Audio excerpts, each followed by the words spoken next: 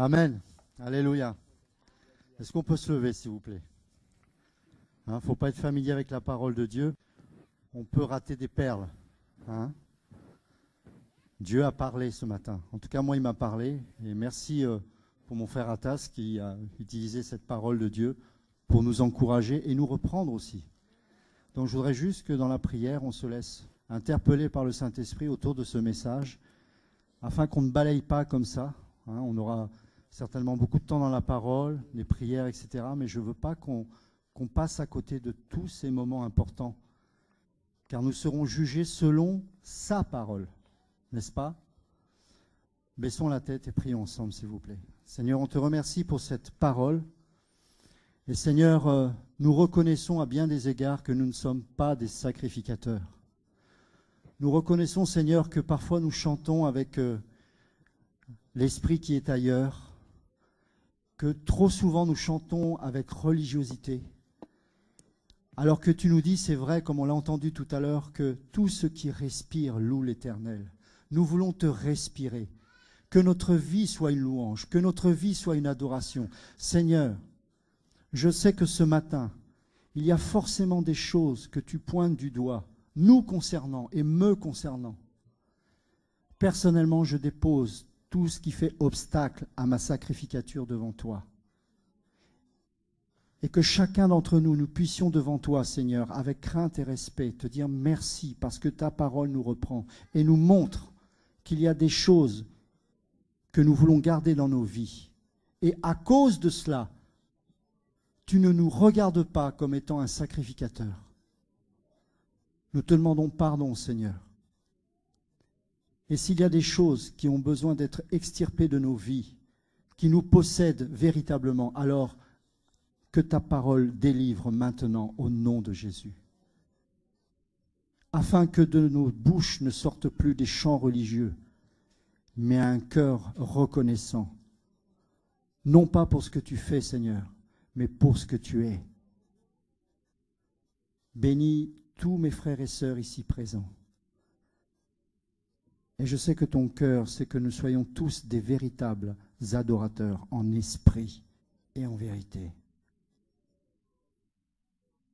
Que ton nom soit béni, Jésus. Amen. Amen. Prenons place. Dieu est bon. Dieu est bon.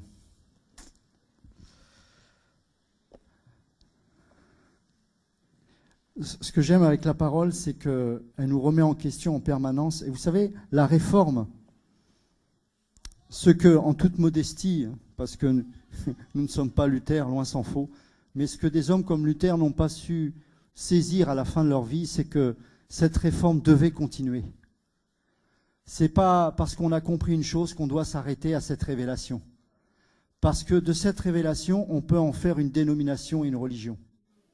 C'est pour ça qu'en permanence, on est réformé. Vous savez, il y a des gens qui, je l'entends parfois en esprit, peuvent dire « Ah, mais ils révisent encore cette BJC, pourquoi et pourquoi ?» Ben, vous allez râler longtemps parce que ce sera jusqu'à la fin.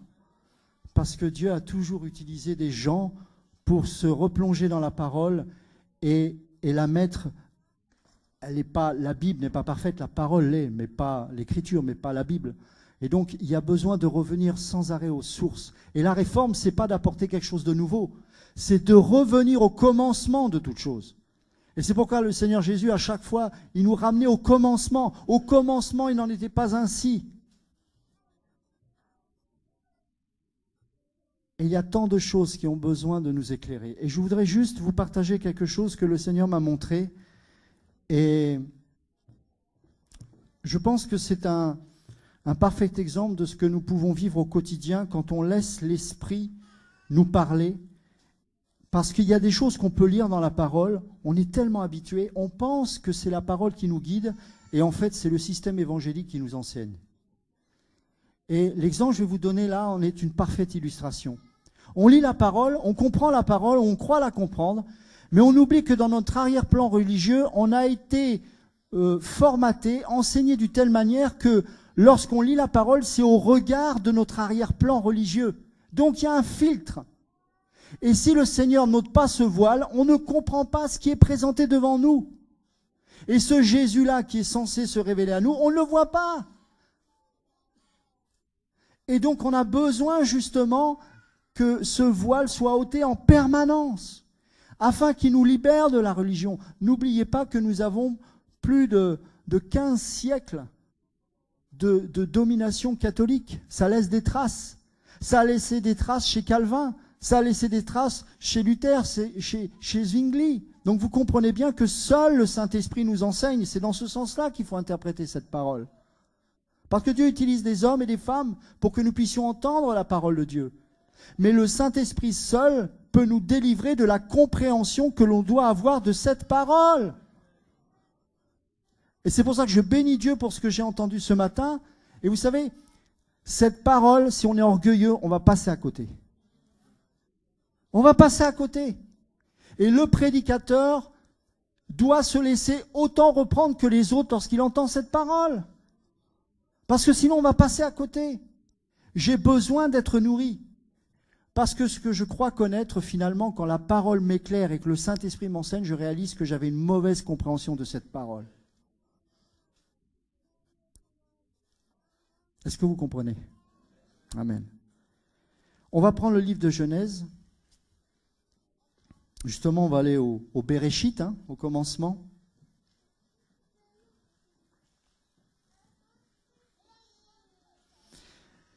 Et on prêche, bien sûr, ou on dénonce plus exactement l'église de Laodicée. On explique combien nous avions été enfermés, et nous le sommes encore, dans des systèmes religieux, etc., etc. Mais, comme on l'a aussi entendu tout à l'heure, ce message est plus profond que cela. Et plutôt que de regarder les religieux, observons le religieux qu'il y a en nous. Et ça, c'est important. Parce que ce message est beaucoup plus profond qu'il n'y paraît en apparence. C'est pour ça que les gens qui crient comme ça pour dénoncer, juste pour dénoncer, n'ont pas réellement saisi la profondeur de ce message. Parce que le sens et la motivation même qui fait que des hommes et des femmes se lèvent pour sortir de tout système religieux, c'est par amour pour Dieu. C'est l'amour de Dieu qui les pousse. C'est l'amour de Dieu qui les motive. C'est une réelle rencontre qu'il y a eu avec un Dieu personnel. Ce Dieu n'est pas seulement esprit, il est aussi une personne. Et en tant que personne, il aspire à avoir une relation avec vous et moi. Il veut cette relation. Et si ce que tu aimes par-dessus tout freine et fait obstacle à cette relation, il va l'arracher, mon ami. Ça peut être ton enfant, ça peut être ta femme. Eh oui. On parle des voitures, on parle... Mais ça, c'est la base, ça. C'est pour les bébés. Mais quand on grandit, il y a des choses. Petit à petit, on sent que l'étau se resserre. Et le Seigneur, il dit, maintenant, je veux ça. Maintenant, je veux ça. Prends ton fils, celui que tu aimes. Pas l'autre, celui que tu aimes. Celui-là. Parce que Dieu est jaloux. Dieu est jaloux. Ta femme, si tu es un mari, n'est pas là pour se substituer à ton véritable époux qui est Jésus. Elle est là pour t'aider à l'aimer encore plus. Car cette femme au ciel, elle n'existera plus en tant que femme. Vous savez, Dieu est juste, Si tu aimes le péché, il est juste, il va t'emmener à un endroit où tu vas pouvoir pécher, c'est l'enfer. Si tu es saint, il est juste, il t'emmènera là où il n'y a que des saints. C'est le ciel. Dieu est juste. Personne ne va aller en enfer en puissant se dire « mais c'est pas juste ». Dieu est juste. Et Dieu est jaloux. Il veut tout de toi. Parce que c'est le seul qui a l'autorité sur ta vie pour tout exiger de toi. Ni ton mari, ni ta femme n'a cette autorité. Donner sa vie pour l'autre, ce n'est pas donner son salut. Ce n'est pas perdre sa relation qu'on a avec Dieu au profit de l'autre. Non, c'est pas ça. La femme est une aide, pas un obstacle. Le mari est là pour donner la vision, pas pour détruire cette aide. Et le but, c'est Christ. Genèse chapitre 10, verset 1.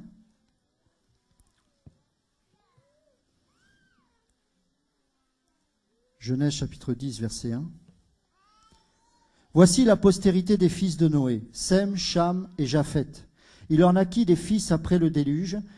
Les fils de Japheth furent Gomer, Magog, Madai, Javan, Tubal, Méchec et Tiras. Et les fils de Gomer, Ashkenaz, Riphat et Togarma. Les fils de Javan, écoutez bien, parce que ça c'est un parfait exemple de l'enseignement évangélique qu'on a eu et on n'a rien compris. Les fils de Javan, Elisha, Tarsi, Kittim et Donanim, de cela furent divisés les îles des nations selon leurs terres. Chacun selon quoi? J'entends pas. Encore? Chacun selon sa langue. Selon leur famille, entre leurs nations. Plusieurs langues, plusieurs nations. On est d'accord, c'est écrit, c'est pas moi. Vous êtes d'accord ou pas? D'accord, donc pas de raison de me lapider. On continue. Et les fils de Cham furent Cush, Mitzraïm, Put, Canaan. Et les fils de Cush, Saba, Avila, Sabta, Raïma et Sabteka. Les fils de Raïma, Séba et Dédan. Cush engendra aussi Nimrod. Écoutez bien, c'est lui qui commença à être puissant sur la terre. Il fut un puissant chasseur devant Yahweh. C'est pourquoi l'on a dit, comme Nimrod, le puissant chasseur devant Yahweh. Et le commencement de son règne fut Babel. C'est confusion. Érec, Akkad et Calné au pays de Shinéar. De ce pays-là sortit Assur et il bâtit Ninive et les rues de la ville, Rehoboth, Hir et Calak. Ok, on va un peu plus loin et on va au verset 31. Donc là, toute la généalogie est expliquée, est écrite. Et au verset 31, alors rappelez-vous, c'est des rouleaux. Donc le livre de Genèse n'était pas divisé en chapitres. C'était des rouleaux entiers. Donc il n'y a pas de séparation entre le verset 31 et le chapitre 11, verset 1. Dans votre esprit, ôtez le chapitre 11 et on va lire d'une traite. Et là, on va mieux comprendre le contexte. Donc je lis à partir du verset 31 et on va continuer au verset 1 et 2, etc. Mais dans votre esprit, notez bien, on enlève le contexte du chapitre 11, c'est un seul et même rouleau. D'accord ? Et d'ailleurs, je vous rappelle que, enfin je le préciserai tout à l'heure, l'interprétation que je vais en faire, qui est biblique, je vous rassure, c'est une interprétation rabbinique. Pourquoi ? Parce que eux, justement, ils n'ont pas de division. Donc ils ont le contexte est mieux perçu de leur part. Donc je vais expliquer, je vous rassure. Alors verset 31, ce sont là les fils de Sem, selon leur famille, selon leur langue. Je répète, ce sont là les fils de Sem, selon leur famille, selon, ok, on est bien tous d'accord. Selon leur pays et selon leur nation.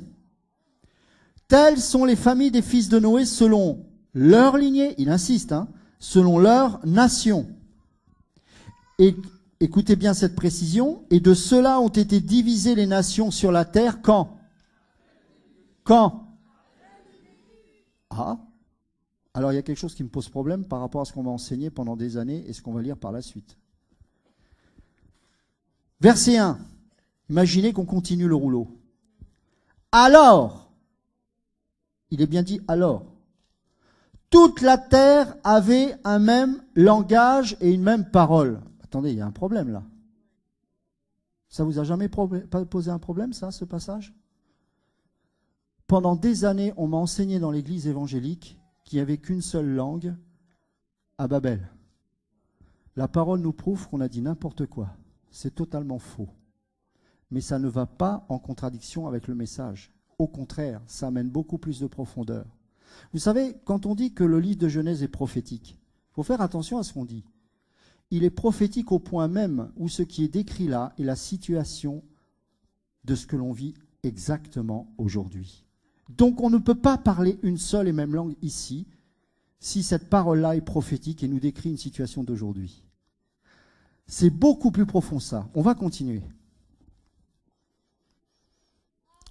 Tous avaient un même langage. Je bénis Dieu parce que dans cette révision, il n'est pas fait mention d'une même langue, mais un même langage. C'est beaucoup plus précis. Et le même ici, c'est Echad. Vous connaissez tous ce mot. Et c'est une unité d'esprit, ne faire qu'un, être un. Ils avaient tous un même langage et une même parole. Mais il arriva, verset 2, qu'étant partis de l'Orient, ils trouvèrent une vallée au pays de Shinéar, où ils habitèrent. Je vais m'arrêter là. On développera un petit peu après. Ce qu'on a besoin de comprendre ici, c'est que ce n'est pas parce que tu parles la même langue que moi que nous faisons un. Allô? Je répète. Ce n'est pas parce que tu parles la même langue que moi que nous sommes un. Car c'est l'Esprit qui va tester si nous ne faisons qu'un ou pas. Deuxième chose. Ce n'est pas parce que tu ne parles pas la même langue que moi que tu ne fais pas un avec moi. Car dans le langage de Dieu, il n'y a qu'une seule et même langue. Et c'est l'Esprit de Dieu.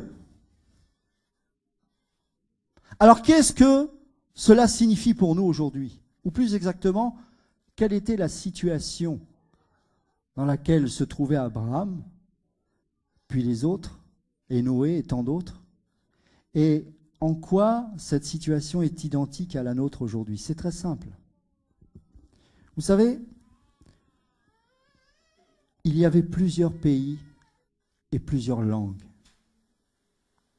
Tout comme en Europe, il y a plusieurs nations et plusieurs langues. Mais un seul langage. Regardez le monde, comment il parle. Que tu ailles aux États-Unis, en Allemagne ou en France, si tu dénonces l'homosexualité, tu as une amende et tu risques l'emprisonnement. La même langue. Est-ce que vous comprenez? Le temps est strictement identique. Ce n'est pas du deuxième degré, ce n'est pas métaphorique, ce n'est pas allégorique. C'est littéral. Il y avait plusieurs nations, il y avait plusieurs langues, comme aujourd'hui, mais un seul langage et une même parole. Dieu n'existe pas. Tu es ton propre Dieu. Fais ce que tu veux. Pêche comme tu veux. Dénude ton corps. Un seul et même langage. Une même parole. Une parole qui dit que si jamais tu ne marches pas dans le sens qu'ils veulent, tu risques ta vie. Depuis quelque temps, le Seigneur me met à part sur certains sujets et il m'a montré quelque chose qui m'a bouleversé. Et j'ai dû me repentir devant ça. Pendant très longtemps, j'ai cru que nous n'étions pas persécutés parce que nous sommes en Occident. Mensonge, lâcheté, hypocrisie. Nous ne sommes pas persécutés parce que l'Occident nous a contaminés. Écoutez bien ce que je vous dis. C'est l'Occident qui nous a évangélisés. Car dans la parole, il n'est jamais fait mention d'un pays qui va me garder de la persécution. Jésus est clair. Celui qui me suit est automatiquement persécuté. Parce que dans Marc 10, il est précisé que c'est une marque de la bénédiction des enfants de Dieu. Donc si tu es en Occident et que tu n'es pas persécuté, c'est que tu n'es pas de Dieu. J'ai pleuré quand j'ai entendu ça, parce qu'il me parlait à moi. Parce que nous ne prenons pas position.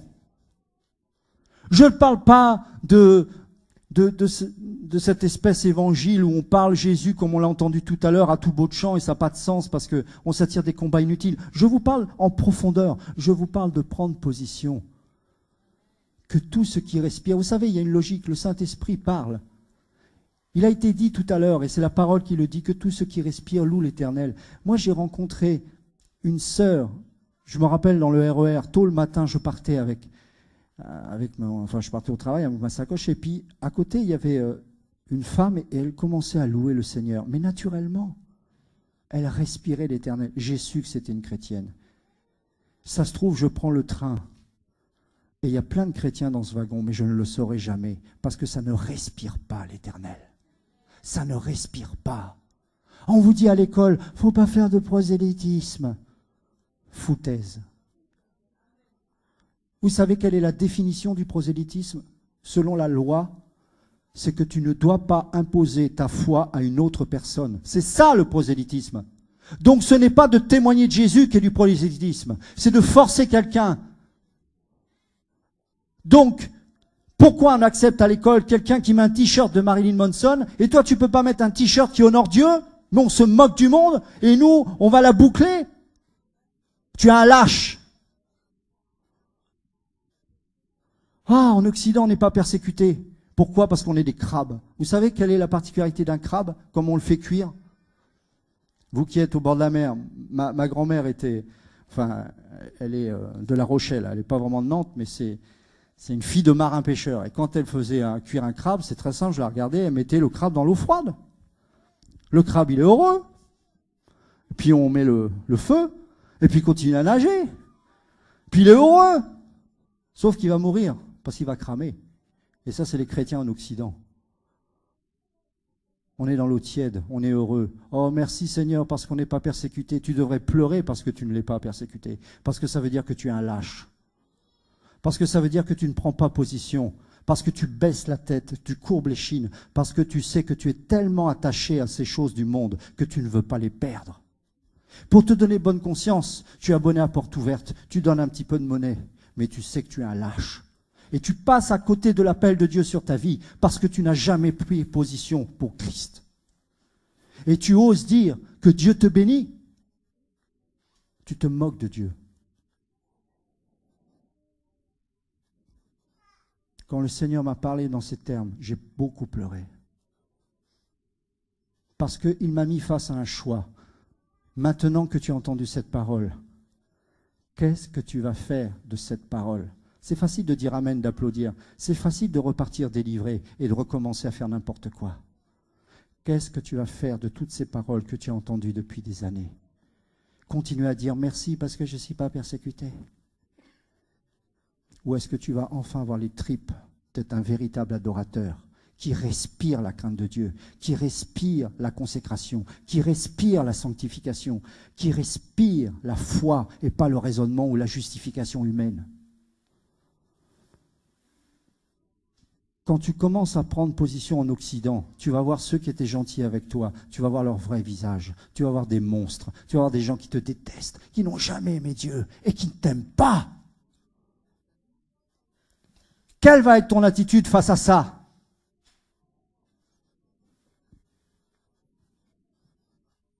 Ah, mais il faut être sage.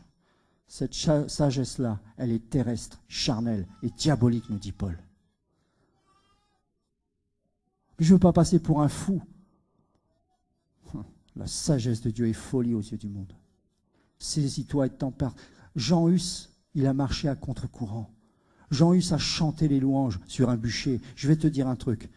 Tu vas mal finir. Arrête de croire que tu vas être béni, que tu vas avoir une belle baraque, que tu vas avoir une femme. Tu n'es pas là pour chercher une femme ou un mari. Tu n'es pas là pour ça. Tu es là pour servir Dieu et pour offrir ta vie comme un sacrifice.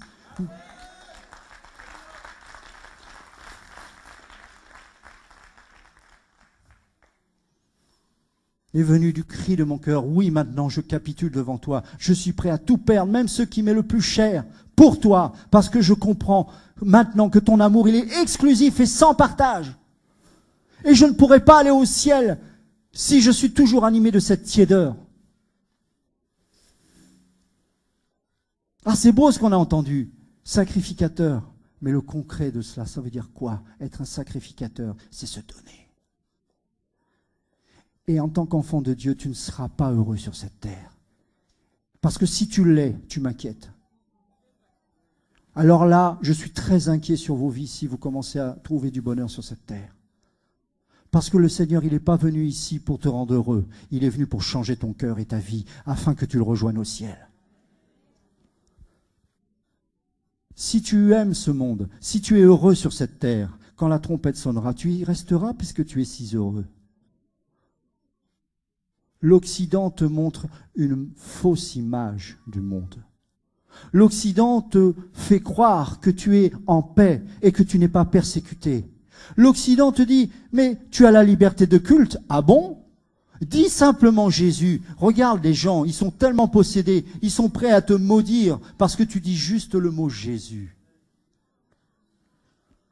Et tu dis ne pas être persécuté parce que l'Occident respecte ta foi, mais il ne te respecte pas, ils ne t'aiment pas et ils ne t'aimeront jamais. Il faut que ça rentre dans ta tête. Ils ne t'aimeront jamais. Et si tu ne prends pas position, tu sais ce que tu fais? C'est exactement ce qu'ils ont fait ici. Regarde bien au verset 3. Et ils se dirent l'un à l'autre. Je te parle de toutes les nations, de tous les peuples qui ont des langues différentes, mais un seul et même langage, un seul et même but, une seule et même vision. C'est ça la même langue, c'est ça la même parole. C'est pas parler tous l'anglais, même si ça va arriver. C'est pas parler tous le germanique, non, c'est le langage du monde.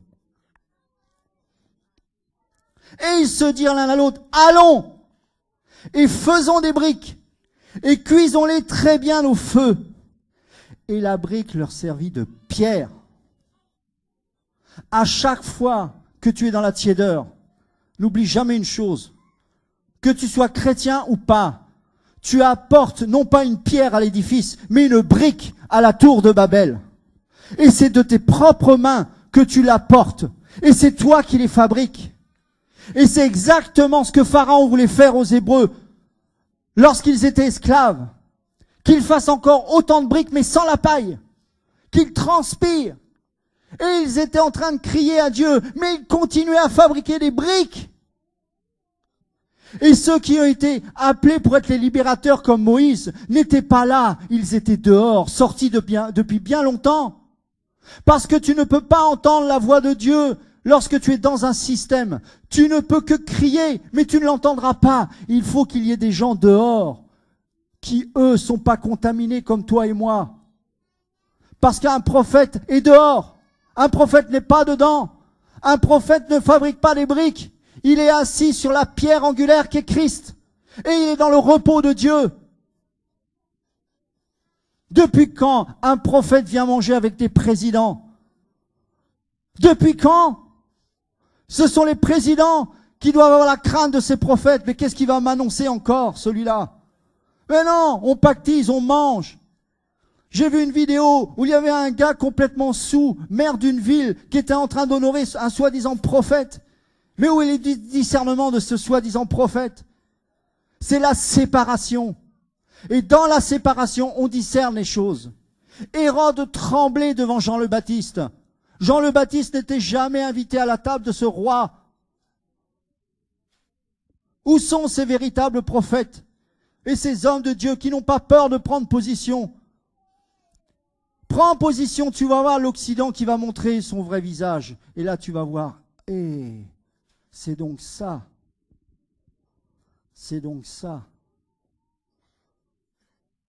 Une femme dans une boulangerie a refusé de vendre un gâteau de mariage pour un couple homosexuel. La Ligue, la LGBT, je crois,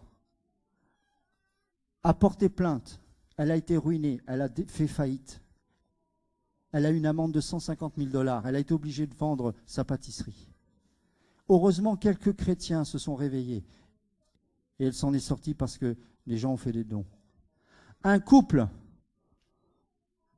pas des nés nouveaux, hein, des catholiques, hein, c'est grave. Hein. Les catholiques, même pas des nés nouveaux, ils ont pris position. Quand leurs enfants, ils ont commencé à recevoir l'enseignement comme quoi il fallait se masturber parce que c'était bon. Ils ont retiré leur enfant de l'école, ce qui est légal. En Allemagne comme en France, jusqu'en CP, on peut garder notre enfant à la maison. Ils ont dit non, ça on refuse. Depuis plus de 6 mois, son mari est en prison à cause de cela. L'Occident tolère ta foi, c'est une plaisanterie j'espère. Prends position et tu vas voir le vrai visage de l'Occident. Tu vas avoir des galères. Et arrête de prier pour avoir une bénédiction sur cette terre, parce que ça va être le début des catastrophes. On va saisir ta maison, le huissier va débarquer. Où sont ces hommes et ces femmes qui ont les tripes et le courage d'arrêter de trembler parce qu'ils vont perdre leur petit bonheur terrestre? Tu crois au ciel? Ça ne se voit pas. Parce que tu aimes cette terre. Va à Aigues-Mortes, près de Montpellier, et va visiter cette fameuse tour où on a enfermé des chrétiens lorsque Louis XIV a cassé l'édit de Nantes et qui s'est mis à persécuter les protestants. Il y a une femme qui est restée dans cette tour pendant plus de 20 ans à cause de cette foi. Elle s'appelle Marie Durand. Et quand vous allez dans cette cellule, vous y voyez encore une trace de sa foi.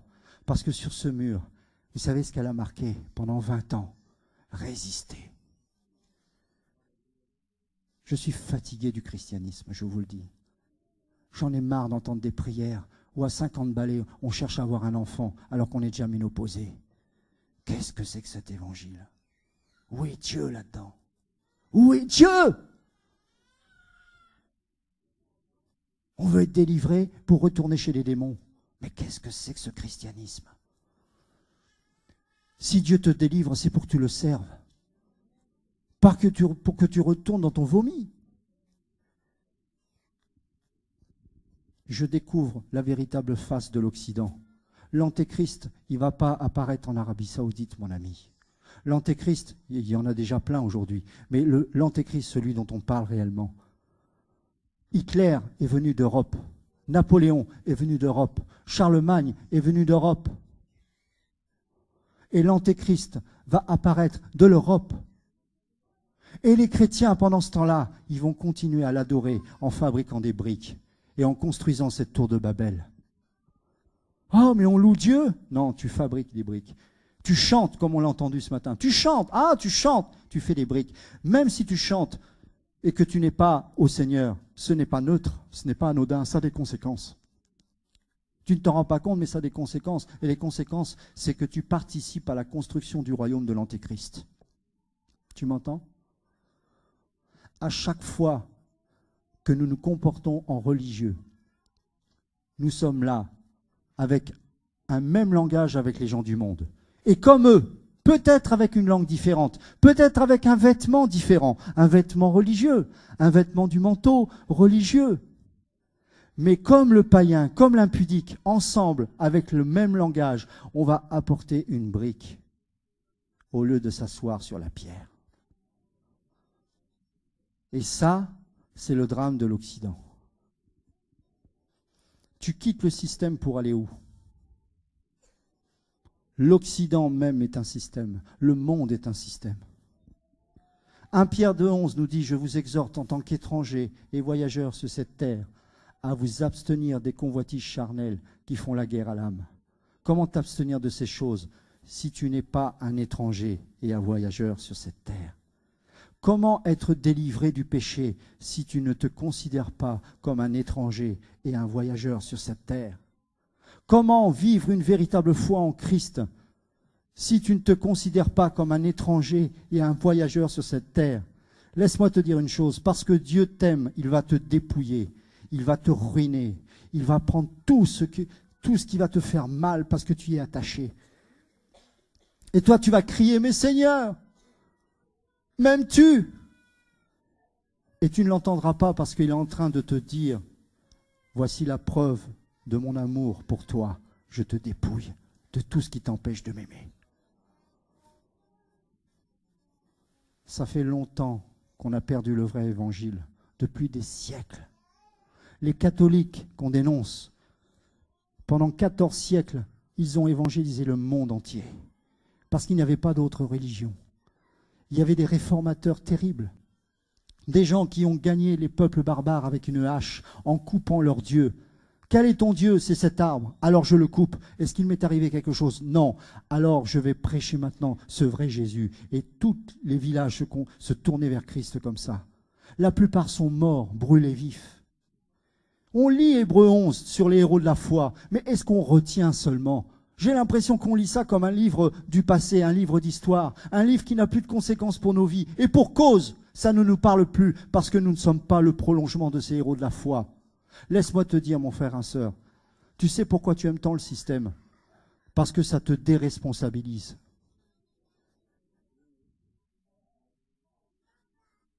Parce que si tu es un sacrificateur, ça veut dire que tu es responsable de ton sacerdoce devant Dieu. Et là, tu ne pourras plus te dire, pasteur, pasteur, pasteur. C'est toi et Dieu.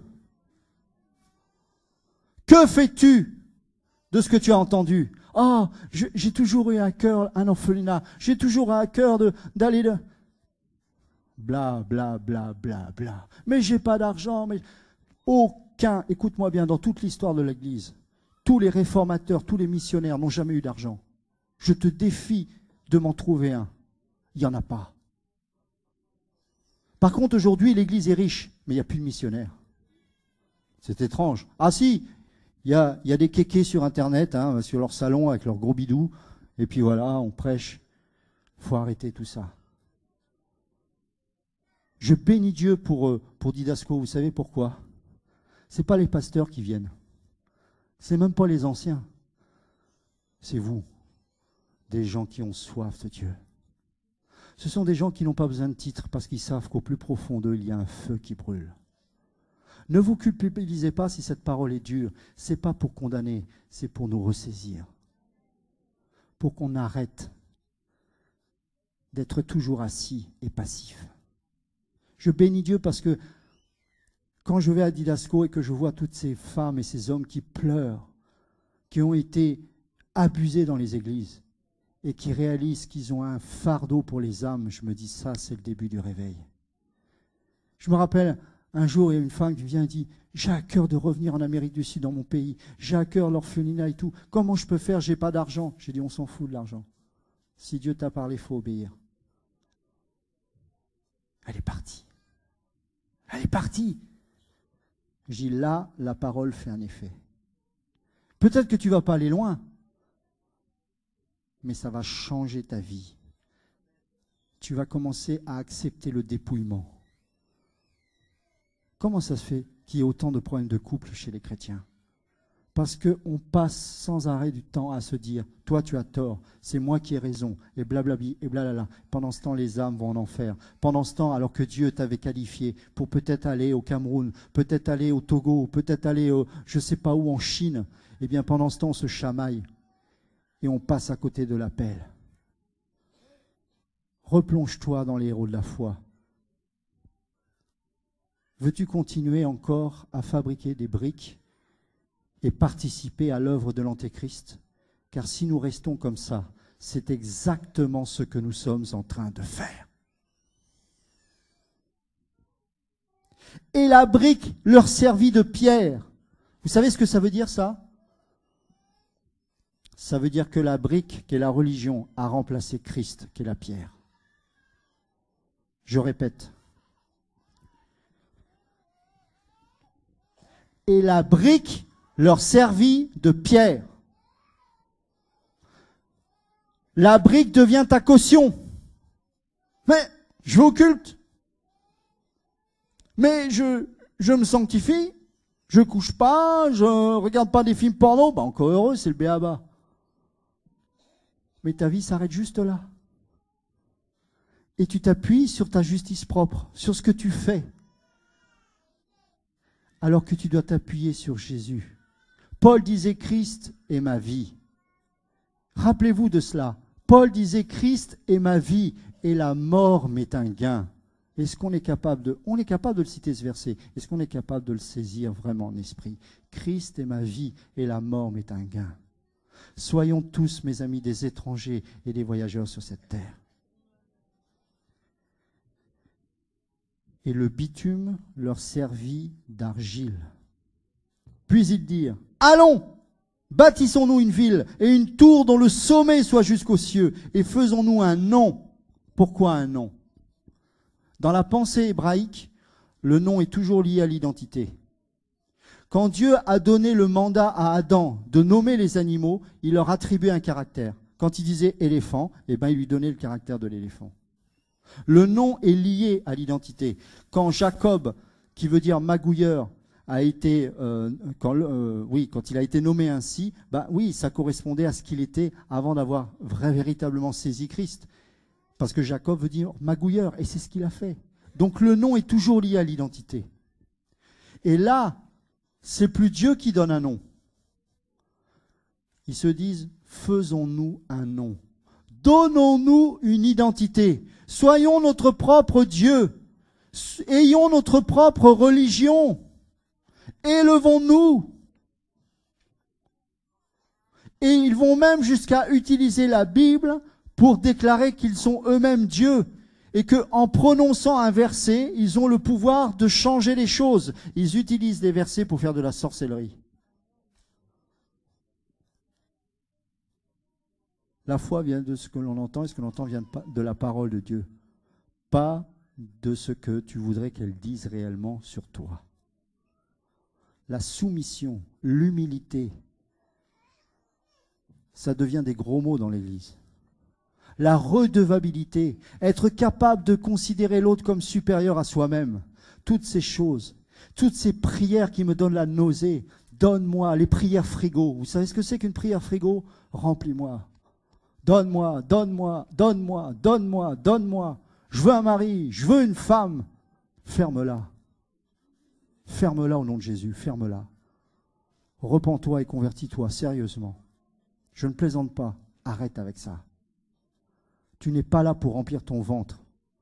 Arrête d'attrister le cœur de Dieu. Arrête ça. Convertis-toi et arrête d'utiliser le nom de Dieu en vain. Respecte-le. Il n'est pas ton pote, il n'est pas mon pote. Il règne. Il est le roi des rois.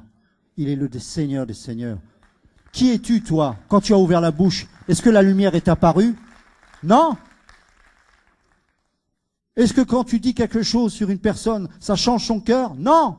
Lui, oui. On respecte son père, il est ton père. Tu te justifies en disant, ah, j'ai réussi à faire ça, alors que depuis toute éternité, il savait ce que tu étais en train de faire. Il est ton Dieu, il n'est pas ton pote. Respecte-le, adore-le, honore-le. Viendra un temps où il n'y aura plus de souffrance là-haut. Et là, tu auras compris quel aura été le sens de ta vie. Mais tu n'es pas ici pour t'épanouir ou t'éclater. On n'est pas en boîte ici. On n'est pas en boîte de nuit. On n'est pas là pour gigoter, se dire alléluia, avoir le petit frisson et s'en aller comme si de rien n'était. Parce que chaque parole que tu auras entendue pendant tant d'années, tu devras en rendre compte au tribunal de Christ. Chaque parole.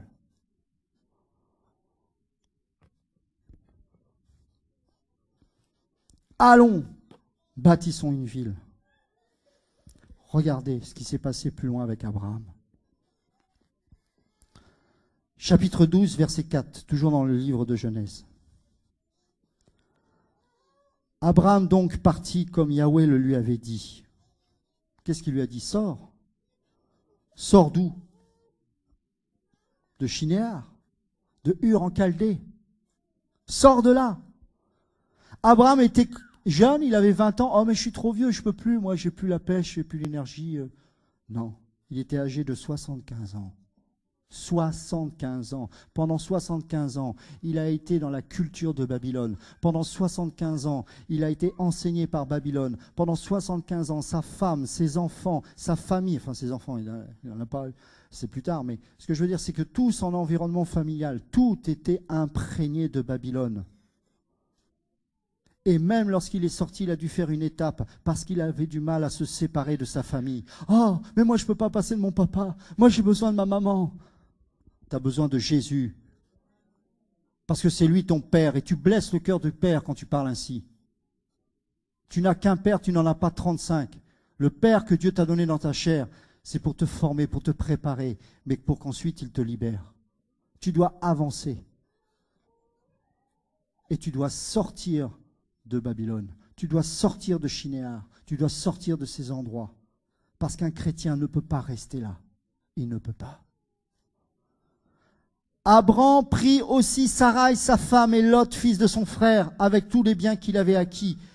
Et les personnes, alors j'aime beaucoup C'est vrai que c'est bon d'avoir mis ce mot-là, parce qu'en fait, dans la Louis II, il est mis « et ses serviteurs ». C'est totalement faux, parce que dans le mot hébreu, c'est même plus fort que personne, c'est « il prie les âmes ». Vous imaginez la portée de ce que ça veut dire? Il prie les âmes. Ça veut dire que là, c'est une question de salut. Il prie les âmes. Il n'a pas voulu laisser les âmes dans cet enfer-là. Il a juste, écoutez bien, il a juste entendu Dieu lui parler. C'est tout. Il n'a pas reçu la révélation de je ne sais pas quoi. Non, juste Dieu lui a parlé. Il n'avait jamais entendu Dieu. Il a parlé une fois. Il a fallu qu'il sorte et qu'il sauve les âmes, qu'il les sorte de Babylone, parce qu'il comprenait que c'était une question de salut. Une question de salut. Rappelle-toi, la première fois où tu as entendu Dieu d'une manière distincte. Il faut que je m'en sorte de là. Il faut que je parle aux autres âmes qui sont prisonnières. Et tu as eu le tort, comme moi, de rentrer dans une religion et ça a totalement disparu. Tu t'es refroidi. Il faut ressortir à nouveau, et ressortir à nouveau, et ressortir à nouveau. Sors!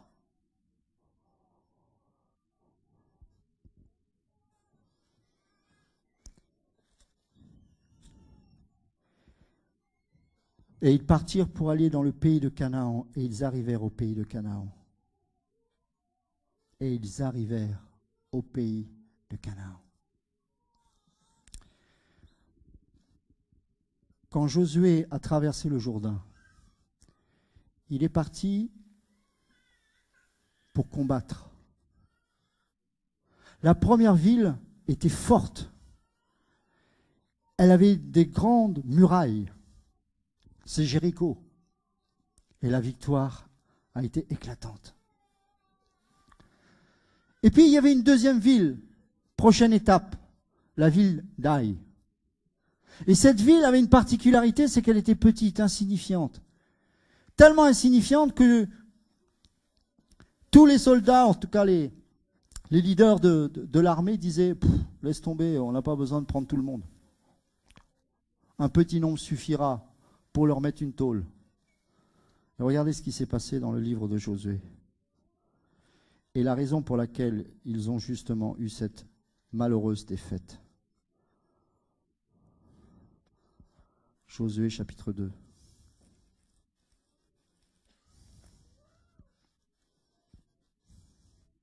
Non, c'est un peu plus long, excusez-moi. Voilà, Josué chapitre 7.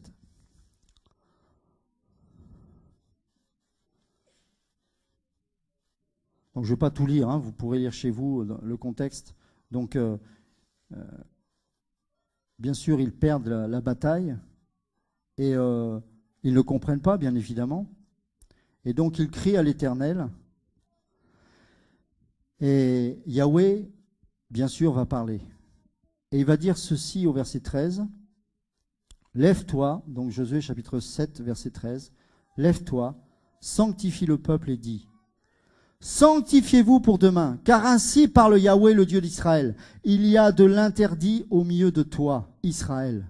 Tu ne pourras subsister et faire face à tes ennemis jusqu'à ce que vous ayez l'interdit du milieu de vous. Oh, que ça m'a parlé, cette chose. Je ne comprends pas pourquoi les démons obtiennent encore des victoires sur ma vie.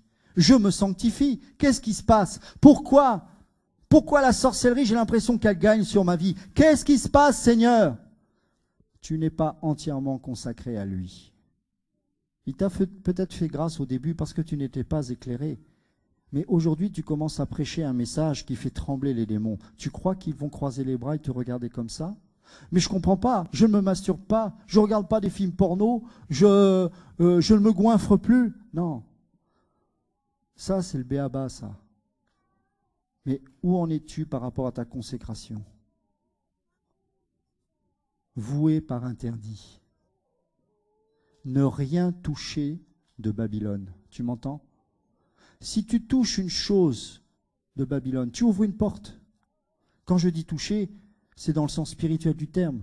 C'est d'y porter un regard et d'y être attiré. La victoire, elle est totale, certes à la croix, mais tu l'expérimenteras que si tu mets tout par interdit dans ta vie. Tu m'entends? Tout par interdit. Parce que sinon, le diable aura toujours une légitimité sur ta vie. demande au Saint-Esprit, qu'est-ce qui a besoin d'être éliminé de ta vie, afin que tu obtiennes enfin cette victoire qui est légitime.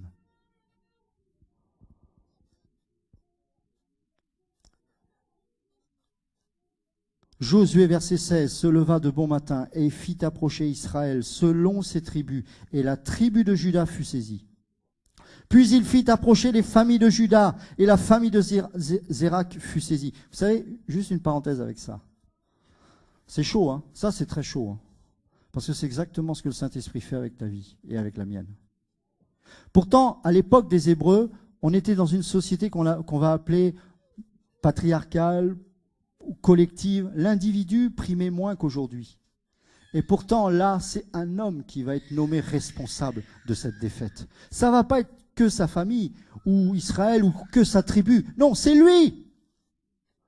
Comme il dit à un moment donné dans ta vie, et peut-être qu'il le dit ce matin, c'est toi. C'est toi. C'est toi. C'est toi. C'est pas ton voisin. Cette parole, elle est pour toi. Arrête de regarder à côté. Arrête de penser que c'est pour ta mère ou ton père. Arrête de croire que c'est pour ton mari ou ta femme. Je te parle de toi. De toi.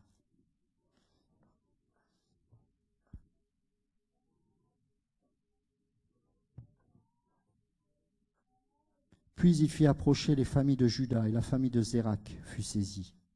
Puis il fit approcher les hommes de la famille de ceux qui étaient descendants de Zérak, et Zabdi fut saisi. Et quand il fit approcher la maison de Zabdi par homme, Akan, fils de Carmi, fils de Zabdi, fils de Zérak, alors lui il est grillé, hein, on sait exactement qui c'est, hein, de la tribu de Juda fut saisi. Josué dit à Akan, vous savez ce que ça veut dire Akan? Troublé. Troublé. Mon fils, je te prie, donne gloire à Yahweh, le Dieu d'Israël, et fais-lui confession. Déclare-moi, je te prie, ce que tu as fait, et ne me le cache point. Et Akan répondit à Josué et dit, j'ai péché, il est vrai, contre Yahweh, le Dieu d'Israël. Et voici ce que j'ai fait. J'ai vu parmi le butin, quoi? Mais c'est pas qu'un beau manteau. Ah, Babylone. J'ai vu un beau manteau de Shinéar. Comme par hasard, il y avait plein de choses luxueuses. Mais ce qui a attiré son regard, c'est ce manteau qui venait d'où? C'était le passé de Babylone, la séduction du monde. J'ai pris ce manteau, et il va dire plus loin, avec l'or et l'argent.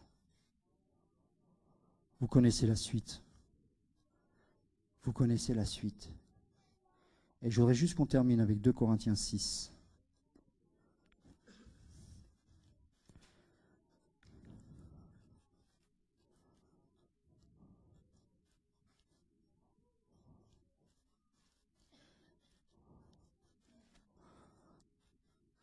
« 2 Corinthiens chapitre 6, verset 11.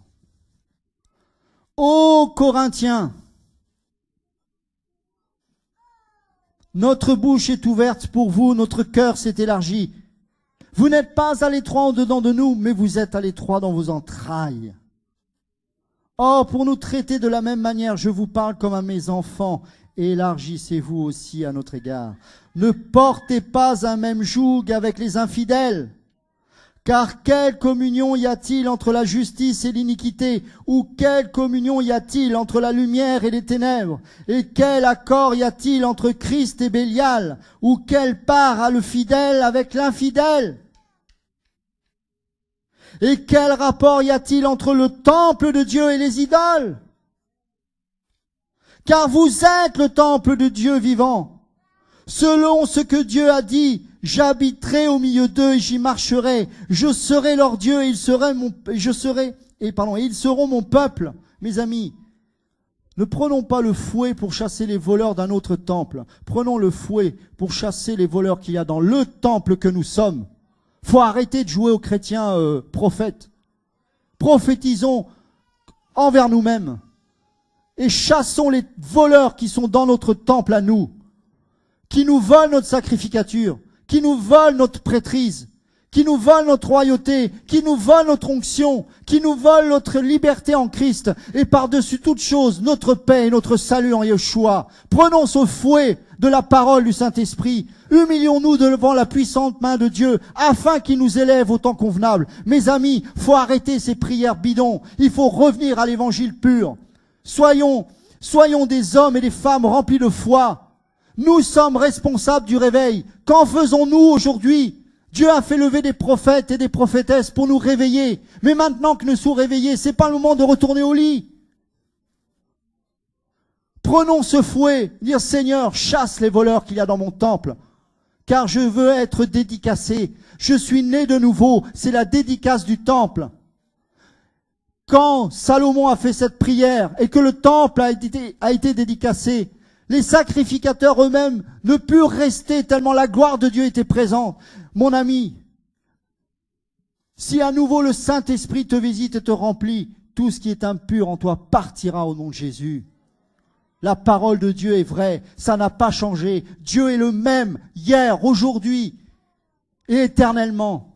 Il est le même, il n'a pas changé. Il veut dédicacer ce temple. Mais maintenant, c'est toi le temple. C'est toi qu'il veut visiter. C'est toi qu'il veut remplir. C'est toi qu'il veut changer. C'est toi qu'il veut transformer. Et c'est toi qu'il veut convertir.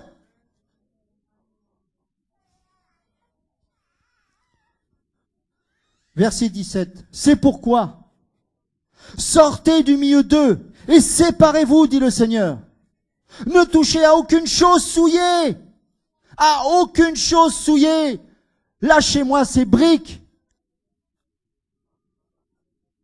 Et alors, je vous recevrai. Je serai pour vous un père. Et vous serez pour moi des fils et des filles, dit le Seigneur Tout-Puissant. Mes amis, quelle promesse! Quelle promesse! Il veut nous rentrer dans son intimité. Il veut te donner des secrets qu'il a à te communiquer. Des choses que ton voisin ou ta voisine ne pourra pas entendre. Toi seul, tu les recevras. L'intimité du Père. Mais pour cela, donne ta vie. Mon ami, je t'en supplie, donne ta vie. Arrête de raisonner. Arrête de savoir si c'est vraiment de Dieu tout ça. Ça, c'est démoniaque. C'est de Dieu parce que c'est la parole. C'est écrit, point barre. Les hommes de l'histoire de l'Église n'avaient même pas le quart de la connaissance que nous avons aujourd'hui dans la parole. Ils ont fait 10 fois plus. 10 fois plus! Quand on a enfermé des chrétiens américains dans des camps japonais pendant la guerre, ils avaient juste un petit bout de papier, un petit passage d'un évangile. Ils ont pu tenir grâce à ça. Quand pour la première fois Porte Ouverte est allé en Chine, ils ont vu une multitude d'enfants de Dieu cachés partout. Ils n'avaient même pas de Bible. Regardez ce que l'on a. Regardez le travail qu'on y met pour cela, pour que le peuple soit libéré. Et on n'est même pas capable de lire cette parole. C'est une honte. La parole, ce n'est pas un livre, c'est une personne. La parole, c'est Dieu. Et elle a été faite chair parce qu'elle t'aime. Et elle est venue habiter au milieu des pécheurs parce qu'il nous aime. Cette parole, c'est pas un livre. Cette parole, c'est pas une religion. C'est un Dieu d'amour qui veut changer ta vie. Même si tu crois avoir été chrétien pendant 30 ans, n'aie pas honte si tu décides enfin de te convertir. N'aie pas honte, Dieu t'aime. Il te reprend parce qu'il t'aime. Les païens ne peuvent pas comprendre ces paroles, mais les enfants de Dieu la saisissent en esprit. Alors si tu es dans ce cas, je t'en supplie, ne résiste pas. Parce que Dieu te destine à une vie merveilleuse. Une vie merveilleuse de moquerie. Tu vas perdre beaucoup d'argent. Ceux que tu aimais vont t'abandonner. Mais ton onction, aïe, aïe, aïe. Ton onction, ça va être quelque chose. Pourquoi? Parce que le temple va être enfin dédicacé. Vous savez, ceux qui ont touché le coffre sur le bœuf, il y en a un qui en a été tué sur le coup. Quelqu'un qui est rempli de Dieu, attention, attention. Et ce n'est pas une élite particulière, c'est nous tous ici présents. Ça vaut le coup de vivre cette vie. Même s'il y a des combats, même si on est persécuté, même si on se moque de nous, le fait de sentir sa présence, le fait de pouvoir juste recevoir quelque chose de Dieu qui va changer la vie d'une personne, et ensuite de s'éclipser, de ne pas chercher une religion, de ne pas chercher un ministère, juste toi et Dieu dans sa sainte présence. Il te parle au creux de l'oreille, il te dit des choses qui vont agacer les gens, comme peut-être ça vous agace pour certains ce que vous entendez là. Mais laissez-moi vous dire, je m'en fous, parce que je sais en qui j'ai cru. Et si ça peut en sauver quelques-uns, alors que Dieu soit béni. Je ne suis pas là, n'applaudissez pas, n'applaudissez pas. Je ne suis pas là pour être honoré ni être applaudi. Je sais que vous m'aimez, ce n'est pas un problème. Mais pensez à Dieu. Oubliez-moi. Oubliez-moi. Pensez au Saint-Esprit, je vous en supplie. Pensez à cette parole que vous avez entendue. Pensez à celle de tout à l'heure. Parce que si vous avez remarqué, c'est le même esprit qui parle. Et je crois qu'on n'en est qu'au début. C'est même certain. Vous allez certains être délivrés de beaucoup de choses. Ce n'est pas ça le plus important. Allez-vous garder votre délivrance? Et qu'allez-vous faire de votre liberté en Christ maintenant? Je vous laisse avec ça. Et prions juste tous ensemble, s'il vous plaît. Seigneur, nous te remercions pour ta parole. Je sais que tu parles ce matin, Seigneur. Je sais que tu parles. Et Seigneur, je sais que tu veux creuser un chemin dans nos cœurs. Tu veux enlever les épines et les ronces de nos cœurs. Tu veux dégager tout ce qui est obscurci dans nos âmes. Tu veux restaurer notre identité. Tu veux que nous puissions revenir au commencement de toutes choses, là où il n'y avait plus que toi et nous. Juste toi et nous, et personne d'autre. Pas de religieux, pas de pasteur, pas d'apôtre, pas je ne sais quoi. Juste toi et nous. Ô Seigneur, accorde-nous cette grâce de pouvoir revivre ce que nous avions perdu. Accorde-nous cette grâce de pouvoir revenir au commencement de notre foi. Libère-nous de notre amour du monde, de notre idolâtrie des hommes et des femmes. Libère-nous du péché sous toutes ses formes et que nous puissions avoir comme toi tu vois. Que nous puissions voir comme toi tu vois, Seigneur. Entendre comme toi tu entends. Nous ne voulons pas ressembler à un prédicateur, une prophétesse ou je ne sais pas quoi. Nous voulons te ressembler. Et je sais, Seigneur, que humainement pour moi, c'est strictement impossible. Je ne peux pas. Je n'y arriverai jamais. C'est pour ça que je décide de mourir à mes ambitions personnelles. Je décide de mourir à mon amour du monde, à mon amour de tout ce qui m'empêche de te vivre. Je veux m'offrir, comme je l'ai entendu ce matin, sur l'autel. Brûle-moi, consume-moi. Fais de moi un adorateur, non pas comme moi je l'imagine ou je le considère, mais comme toi tu veux. Fais ce que tu veux, même si je réalise que c'est dur, parce que je sais que ça amène des souffrances et bien des brisements, mais je veux te ressembler, parce que je veux aller au ciel. Je suis dégoûté de ce monde, et je suis dégoûté de moi-même. Seigneur, sauve-moi. Seigneur, sauve-nous. Sauve-nous au nom de Jésus. Merci pour mes frères et sœurs, parce que je sais qu'ils aiment ta parole.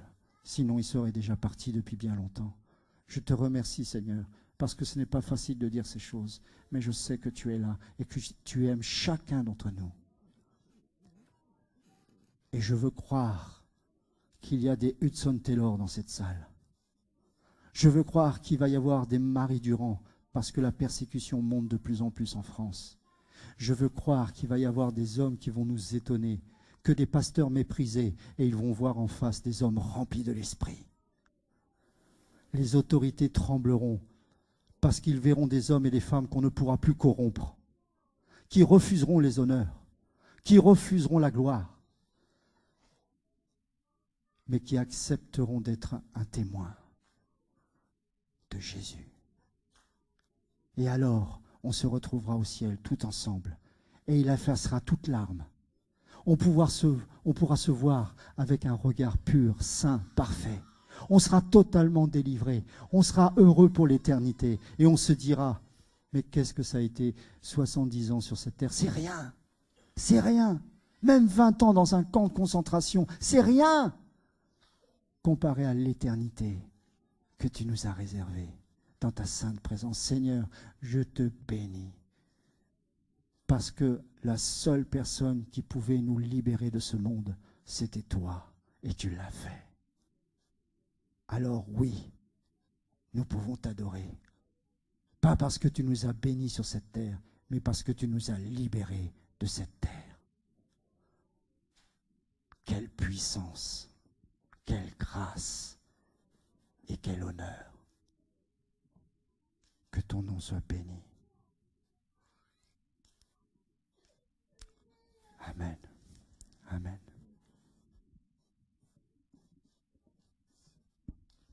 Est-ce qu'on peut acclamer pour Jésus?